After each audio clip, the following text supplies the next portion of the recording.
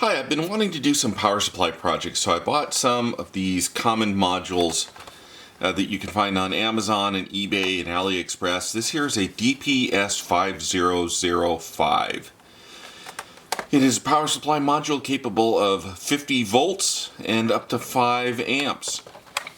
I honestly wasn't expecting it to come in this nice plastic case with stuff printed on it. I figured it was going to come in a little box, with a data sheet or something, but someone has actually packaged this up for retail sale. It comes with some kind of card here with QR code. It says scan this code and download the manual.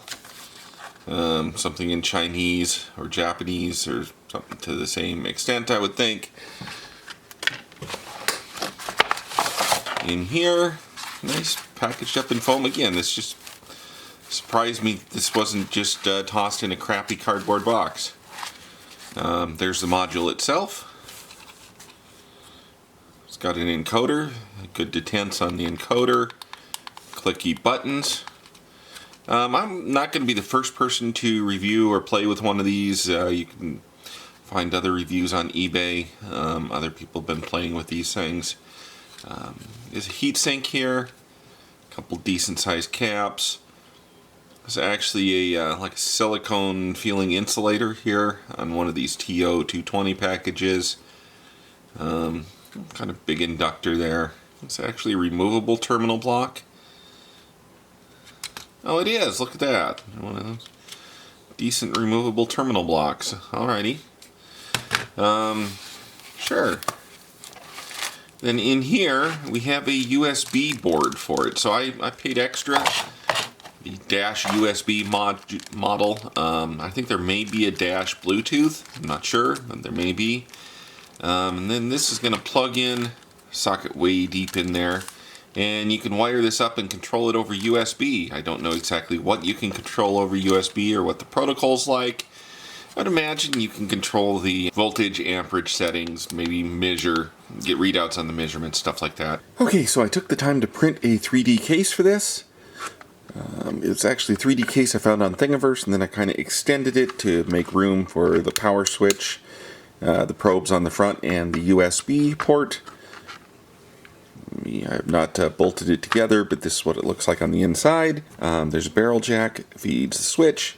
Switch goes to the power supply. Power comes out, goes to the two jacks, and then there's also a little cable here that goes to the USB board. And it all kind of fits together. I used heat set thread certs. You can see them in there. So it should I should be able to screw the case together pretty solidly. I made myself a couple of mounting holes if I want to wall mount it.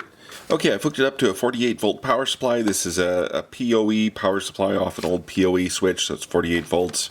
Let's turn it on. It is initializing. So this is a very popular power supply. You can find a million videos of this thing on YouTube, a million forum threads. I'm not going to walk through every feature on it and play with it. This is my first time using one. It's got an on-off button for the output. Turns the output on and off. There's a set point up here, so if we do push that one, we can turn the knob and change the set point on the voltage. Pushing this moves the digit, so we can go over there. Now we've got what, like 13.38. Turn it on. Now it's got 13.36 volts that it's measuring. What about the current limit? Yeah, so we can play with the current limit there. We can move up, so there, that'll limit us to 1.9 amps or so. There's a settings page. It's all kinds of stuff here. They're like over voltage. How do I move down? That moves that way.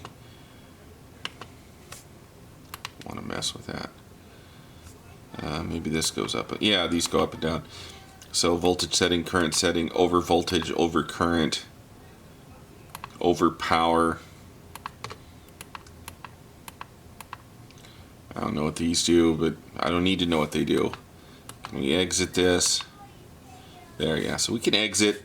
For the $25, $26 module, it's a pretty full-featured thing. This here is my resistive load. It's just 4 resistors, a 1, a 2, a 4.7, and a 10 with switches on them. I switched on the 10, so that will give us some load. Let's turn our power supply on, let it boot up. And if we turn it on, yes, 1.308 amps at 13.37 volts. If I look, yeah, that's about what it should be. Let's turn the voltage up and get it to current limit. Shouldn't be too hard to do.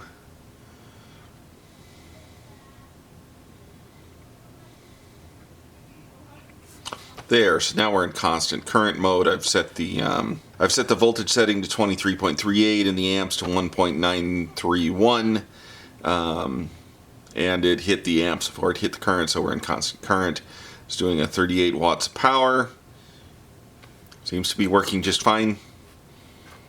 I'm curious just how hot it's getting in there. It'd be interesting to measure the temperature on that board. Okay, so as exciting as this is, like I said, there's been a zillion various YouTube videos and forum posts and everything else on these little power supplies. I'm going to try to do something unique. I'm going to make it powered via power over Ethernet. Now, why would I choose to do that? Well, instead of having a 48 volt power brick powering it, I've already got a PoE switch that runs all of my PoE cameras and such. I will see if I can just leverage that power supply in that PoE switch via power over Ethernet to power one of these supplies. So let's start by figuring out how we're going to implement this. So I could look for a commercial pre-made PoE splitter. Go to Amazon, Google for PoE splitters. You'll find a whole lot of them here. They're almost all either 5 volt or 12 volts. There's a 12 volt one. You might find one that goes up to 24. I think PoE Texas makes one that goes up to the raw 48, but it's very expensive compared to these. So I started looking into, what do I need to do to implement this myself? So I looked at the Wikipedia article, scrolled down here, standard implementation, 802.3 AF and 802.3 AT. Use Cat5 cables. Common mode signal over 2 differential pairs. So if you know anything about copper Ethernet, it's a twisted pair. An RJ45 has 8 wires. Wires are divided into 4 pairs. So you've got one pair is your white, green, and green, your white, orange, and orange, your white, blue, and blue, and then your white, brown, and brown are the 4th pair. Depending on how you do this, 10 or 100 megabit, you're either going to use just 2 of the pairs for 10 or 100, or all 4 pairs for gigabit. Since I'm looking at purely power supply, I don't really care about the data transmission aspect, so I'm not going to consider the differences between 10 or 100 and gigabit. Let's just look at how it does the power. So there are 3 modes, A, B, and 4 pair. So mode A delivers power on the data pair, so that'd be the white, orange, orange, the white, green, green. Mode B delivers it on the spare pairs, that'd be your white, blue, blue, and your white, brown, brown. And then 4 pair delivers it on all 4 pairs. There's actually a detection protocol involved, how the switch detects what kind of device is connected to it, so that it doesn't supply power on a device that doesn't support PoE. So there's like a detection phase where we check resistance between some pairs to see if those resistors right. Then it will do a classification where it will determine how much current should be supplied. Then there's the device presents a load. It does classification again. It does another load. Then it does startup, then normal operation. So it's kind of a complicated little protocol down here to get the switch and the device talking and negotiating how much power they get. And there are several different classifications. From the default classification that can give you up to 15.4 watts. Down here, we've got a class 4 will get you 30 watts. That's high power. Then we've got type 3 and 4 devices can get you even more power. So I would really like to build something that could get us to the 30 watts. Although I would also be happy with something down here that gets us to the 15 watts. Okay, one other very important thing I wanted to mention is here. To retain power, the device must use 5 to 10 milliamps for at least 60 milliseconds at a time. The device goes more than 400 milliseconds without meeting this requirement, the PSE will consider the device disconnected and for safety reasons remove power. So when I was first building my circuit and trying it out, I found that I would get these just brief pulses where a little bit of power would go out and then it would go dead. And the reason was I didn't have a minimum load. So keep in mind this minimum load requirement. You have to draw at least 5 to 10 milliamps. The supply I'm going to build will draw that much, so it's not going to be a problem. But if you have some other project that doesn't draw at least 5 to 10 milliamps, you may run into problems with the switch turning your project off. Well, I went to DigiKey. I did a parametric search for PoE controllers. I figured someone must have already invented a circuit that does this, and I found this TPS2378. The 8-pin integrated circuit contains all the features necessary to implement IEEE 802.3AT Type 2 powered device.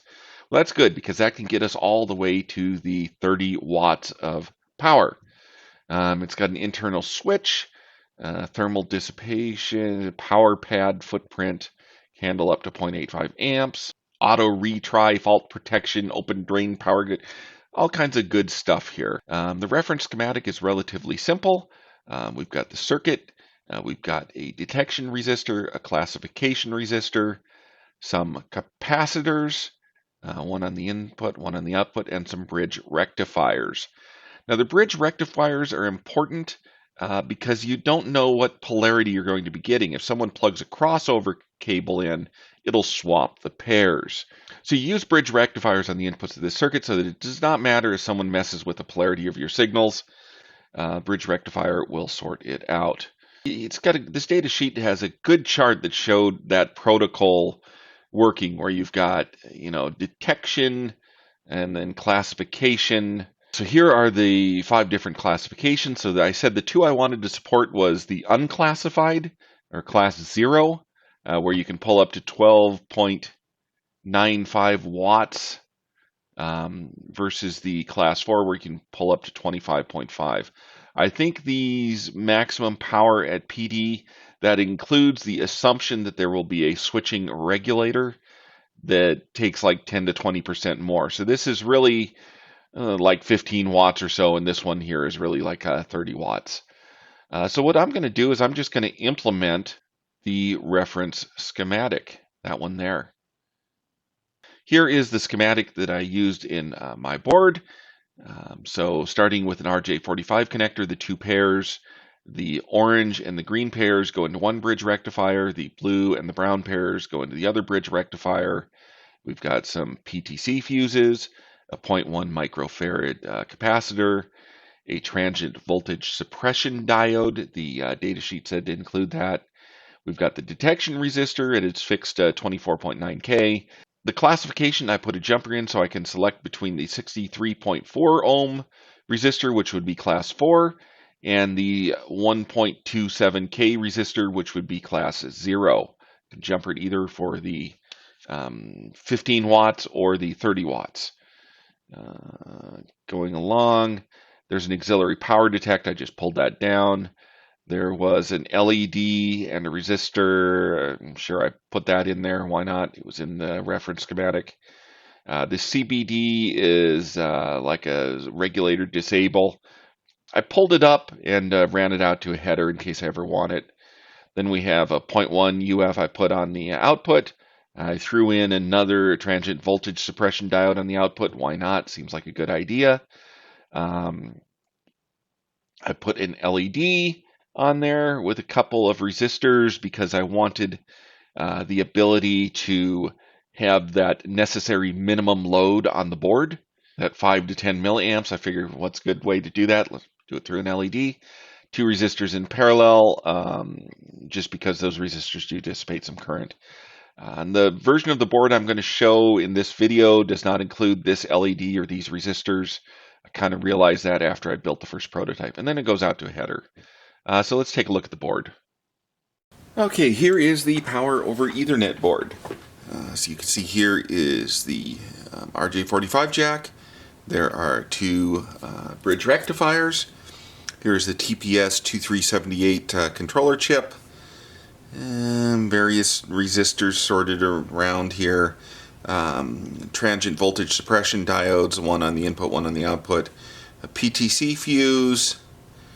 Some little capacitors, 0.1 microfarad, 100 volt. And a big bulk capacitor.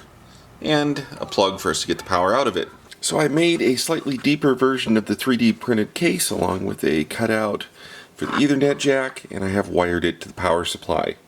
So the front panel is exactly the same as before. I've got room enough in here, squeeze all this stuff in, and plop it together. And now we will have our PoE power supply. So here's the experimental setup. I've got a Cisco SG300 PoE switch. It's got a beefy power pack back here. Ethernet cable comes out of it, runs into my power supply to power it, and then out of here we're coming via these two plugs into resistive load. Currently I have a 4.7 ohm resistor switched into place. The other Ethernet cable comes out and runs to my my server rack where we can talk to the switch over regular Ethernet. Over here on this side we have the laptop. It's running the Cisco software, and it will tell us the power consumption in milliwatts on the PoE port. So what I'm probably going to do is I'll zoom in on the power supply, and then I will paste these laptop screenshots in occasionally so they're easier to see. Okay, let me power it up. I'm going to plug in the Ethernet cable. I'm going to turn it on. It's booting up. So what we've got now at idle is about 800 milliwatts is what the PoE is reading. We've got 47.75 volts here. So the 800 milliwatts is the power coming out of the switch. The switch is actually starting to get a little warm. Coming out of the switch, going into the circuitry I've got here, the PoE controller and such, and then to drive this unit and operate its display and its little CPU and whatever else is in this power supply. Now I've taken my resistive load and put a 1 ohm resistor on it. So when we turn this on, let's do that. So you'll notice even though we have a set for 5 volts, 1 amp, we're driving a 1 ohm load with this. So what happened is our voltage went way down and we hit constant current mode on the 1 amp. So let me take a look and see what the PoE switch is saying right now. PoE switch is doing 3100 milliwatts. So let's start ramping up the current limit and we'll see just how much we can get out of this thing. First of all, is this getting hot? This is not getting hot here yet. My load's not getting hot. Cisco switch is a little bit warm. Let's go over here.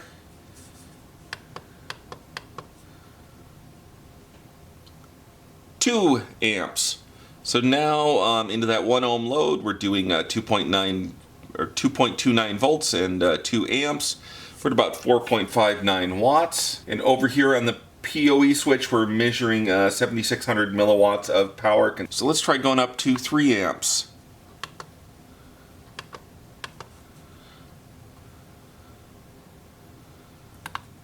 Okay, so we've got 5 volts, 3 amps. Into our 1 ohm load, we're up to 3.54 volts, still constant current at the 3 amps.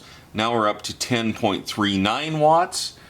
Our input voltage has actually started to drop, probably due to some voltage loss in the Ethernet cable. And let's see what the PoE switch has to say over here. Now it's up to 14,900 milliwatts. That is almost its limit, I believe.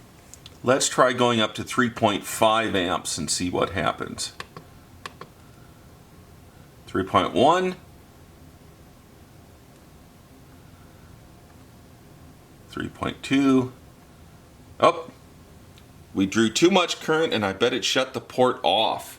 So yeah, it actually shut the port off and reset this thing. So 5 volts, 3 amps.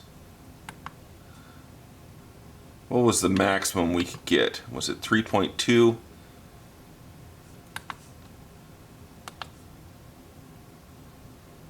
Yeah, it seems to be running at 3.2. Let's see what the PoE switch says. Yeah, the PoE switch is at 16,400 milliwatts, and its max power allocation is 16.9 that it has assigned to this port. So any higher and it's going to shut the port off. Okay, I'm going to switch gears a little bit. I've been using a resistive load so far. It goes up to 10 ohms resistance maximum. That's not really appropriate to doing some higher voltage tests. So here I have an active load. I've covered this load in previous projects. Uses a MOSFET and an op amp, and you can dial in any current that you want on it. Move it kind of back here, switch it on.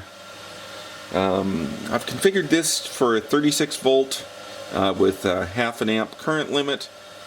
Let's turn it on, and then let's dial up to, let's say, about 250 milliamps. We're reading 250 milliamps just fine here. That's 9 watts. Let's see what it looks like on the Ethernet switch.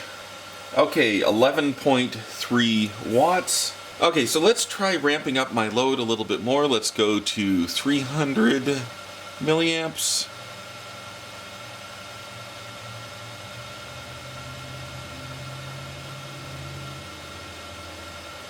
There, I dialed in 300 milliamps, 10.8 watts, no problem there.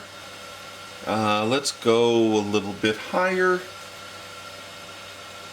Let's see if I can go all the way up to 400 milliamps. Got to be getting really close to tripping up. Yeah, we just tripped the limit.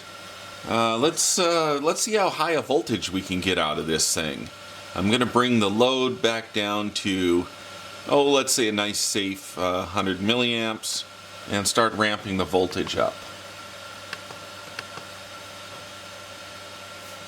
37, 38, 39, 40.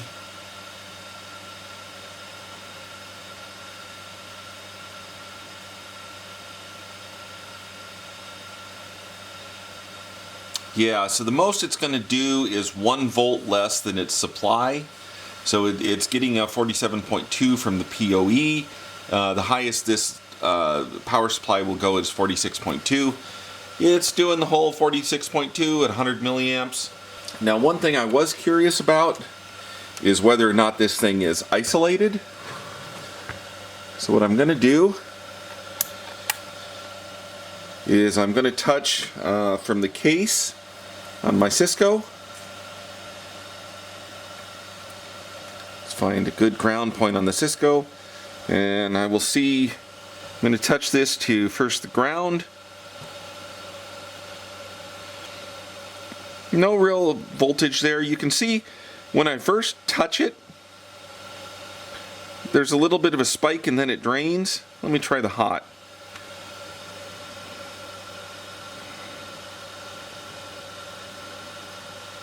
Yeah, so there's a little bit of a high voltage spike and then a drain. Like there's some capacitance between the case on the Cisco and the output. So that's one thing to note, is that PoE supplies often they're not isolated. So you could introduce a ground loop between the power supply and your ground because you're not going through an isolated power supply. This Cisco seems to be at least fairly well isolated. I don't know what's with that initial bit of discharge that seems to happen there. Be interesting to put a scope on that and see. Just for the hell of it, let me look at AC. Again, you see that initial little burst, and then it drops down to nothing. So instead of the Cisco, I've now hooked this up to my Brocade switch. This is my enterprise switch in my rack, and I moved the jumper on my PoE board from class 0 to class 4. So that should be able to get us up to 30 watts of power. So let's see what we can get out of this. I'm ramping up the load. I'm going to stop at about 25 because I think there was yeah. Let's go down to about 20. Let's try 22. And I will go over and I will look at the Brocade and see what it says. So over at the Brocade, I took a screenshot of that. It says it's getting about 27 watts going out the port. Once we hit 30, it'll shut off. So if I ramp it up just a little bit more.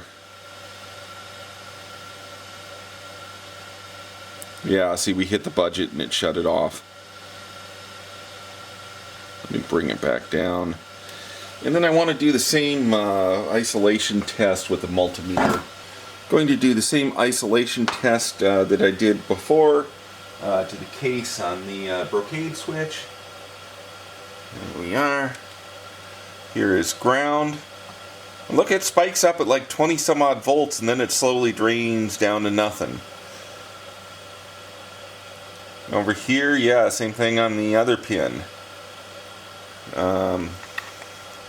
Just see what it thinks here.